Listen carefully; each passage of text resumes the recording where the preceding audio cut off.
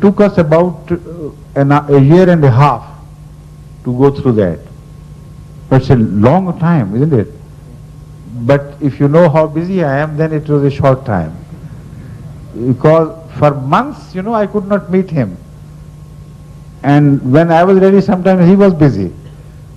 So we snatched an hour now and an hour then, and sometimes 2 or 3 hours together. And then it created another problem. I decided never to accept the advice of Sheikh Nasir Ahmed again. Because I spoke at long intervals, I forgot what I had already said, even in better words. So there was so much repetition of certain things that when Basit reread it, he said, look here, I have found this in that which you had dictated earlier, and perhaps it was better said, and I have found something which is better said in this one. So let's rejoin them together and reconstruct the essay. So when he reconstructed it, I couldn't follow what he was saying. So it was this, which was responsible for all that loss of time. With the grace of Allah, ultimately, I found some time to revise it myself during my visits to other countries. For instance, when I went to Holland, then I could sit in peace for hours together to go through it and then do it in my own hand. Now at last, Alhamdulillah, it is ready, about ready. The last chapter I have brought here to Canada, to America. And I hope that during my visit to Canada, I'll find time. So they are just waiting for this last chapter. Inshallah, then you will have it, and I would love to hear your scientific comments, scholarly comments on this. Thank you. Thank you. Assalamu alaikum wa rahmatullah. Yes, please, are you from Bangladesh? Yes, I'm from Bangladesh. Yes, how do I know? My face looks like Bangladesh. Pardon? My face looks like Bangladeshi probably. But I born in Pakistan. But do Bangladeshis have unique features? I have no idea. No. Assalamu alaikum. My name Yes, is you are recognizable because I have been to Bangladesh so many times, I have seen many faces like you, so your face is familiar as a type. Otherwise, Bengal has so many different types of people. Yes. Some are tall, some are fair colored, some are, round shapes, and some elongated faces. So it's not that all Bengalis look like you. Okay? Thank you. Yes, please. My name is Tanvir.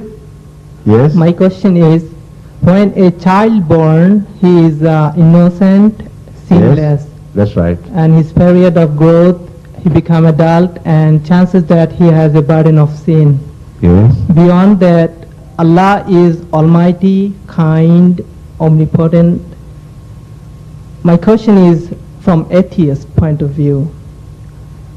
If there is a fire broke out in a house and there is a child and sinful adult and everything is burning, the adult has a chance to get out and child burned to death. Mm-hmm. If Allah is kind, and why we don't see his attribution saving this child? How I can answer this question to Why are you conceiving this hypothetical question unnecessarily? Why don't you quote the example of Bangladesh? If Allah is kind, why so many floods and typhoons and natural disasters in Bangladesh, and why people are dying out of hunger? Why don't you start with this real question?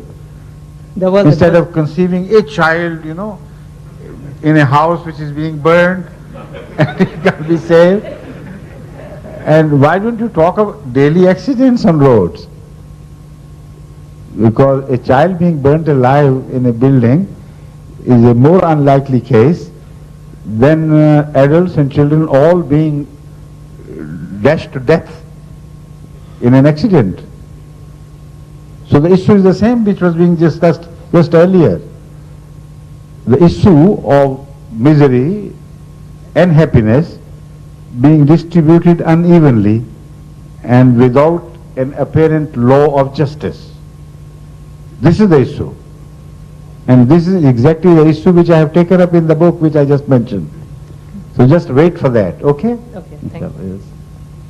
Yes. Okay. In food-related business, almost all grocery stores and fast food chains like McDonald's, Burger King. Yes, have either alcohol or Yeah. flesh of swine and things. You see, So- yes, I know. Quite number of Ahmadis also do this business or work in this situation. Does this situation come under unavoidable exception that is Tarari? Yes, I have Istisna or- answered this question repeatedly, so I know it backwards, I knew what you were coming to, so I'll answer that. You see, I have told it, I have explained it to the Jamaat in clearest terms that Hadhrat sallallahu alaihi wasallam cursed a person who deals in the business of alcohol and flesh of swine. So, would any Ahmadi like to be the object of that curse? Recipient of that curse? Obviously not. But this injunction of Hazrat Muhammad Sallallahu Alaihi Wasallam relates to a person who owns that business, who runs the business. But it is not applicable to a person who sells his labor to a businessman who indulges in all sorts of businesses, right and wrong. They're two different issues. If you think that you can find a business whose owners and proprietors are so clean that they have not even the smallest brush with haram and forbidden, then you are living in a paradise which they refer to as something, I don't want to name that. It is an unreal thing. In this life, all businesses have some part of the forbidden in them. And it is impossible to think of a world which is totally free from the forbidden elements. But what you can do is simply this: don't run a business of your own which directly violates the instructions and injunctions of Hazrat Muhammad Sallallahu Alaihi Wasallam. Otherwise, if you are an employee of a bank, the bank is involved in usury and all sorts of capitalistic transactions which are forbidden in Islam. Think of anything, any business that would have some element of the forbidden. So, you should remember that life is sacred in the sight of Allah, to a degree that for the sake of saving life, you are even permitted to partake of the flesh of swine, pork or anything you call it. If somebody is dying, the Holy Quran permits him to eat that much which is essential for survival. So for a national survival, for a human survival, in a system which is in non-Muslim hands, over which you have no control, even if you are head of a small state, it's impossible for you to lead a totally clean economic life without some indulgences here and there with the unforbidden, with the forbidden one, forbidden things, I mean. So in this situation, I personally believe that to do business directly violating the instructions of Hazrat Muhammad Sallallahu Alaihi Wasallam must be totally unthinkable for an Ahmadi. But to be employed by some proprietors who do all sort of businesses is something which you can't do away with. There the transaction is just your labor. You are selling your labor, and that is not haram. You are selling a labor which is the best of halals that there can be. An Ahmadi labor is an honest labor.